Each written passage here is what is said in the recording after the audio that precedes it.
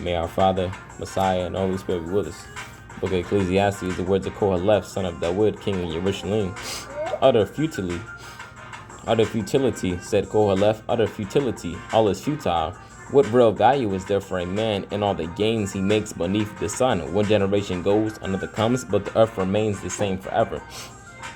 The sun rises and the sun sets and glides back to where it rises. Southward blowing, turning northward, even turning blows the wind. On its rounds the wind returns. All streams flow into the sea, yet the sea is never full to the place from which they flow. The streams flow back again. All such things are wearisome. No man can ever state them. The eye never has enough of seeing, nor the ear enough of hearing.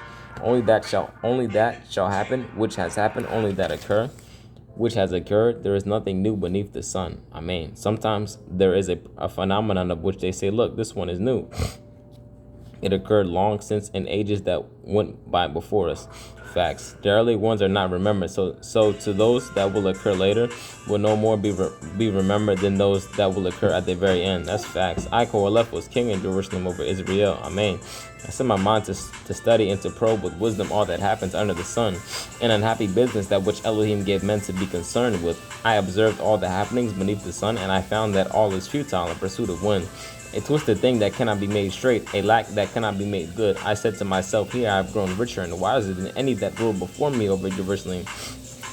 And my mind has zealously absorbed wisdom and learning, and so I set my mind to appraise wisdom and to appraise madness and folly, and I learned that this too was pursuit of wind. For as wisdom grows, vexation grows. To increase learning is to increase heartache.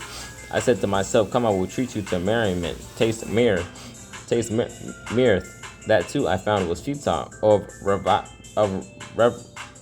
revelry, I said, is mad. Of merriment, what good is that? I ventured to tempt my flesh with wine and to grasp folly while letting my mind direct wisdom to the end that I might learn which of the two was better for men to practice in their few days of life under heaven. I multiplied my possessions, I built myself houses, and I planted vineyards. I laid out gardens and groves in which I planted every kind of fruit tree. I constructed pools of water enough to irrigate a forest shooting up with trees. I brought male and female slaves, and I acquired stewards. I also acquired more cattle, both herds and flocks, than all who were before me in Jerusalem. I further amassed silver and gold and treasures of kings and provinces, and I got myself male and female singers, as well as the luxuries of commoners, coffers and coffers of them. Thus I gained more wealth than anyone before me in Jerusalem. In addition, my wisdom remained with me. I withheld from my eyes nothing they asked for, and I denied myself no enjoyment. Rather, I got enjoyment out of all my wealth, and that was all I got out of my wealth. That's all you get out of that is enjoyment.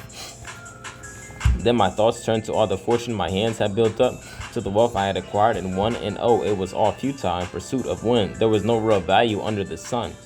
For what will the man be like who will succeed, the one who was ruling over what was built up long ago? My thoughts also turned to appraising wisdom and madness and folly. I found that wisdom is superior to folly. Amen.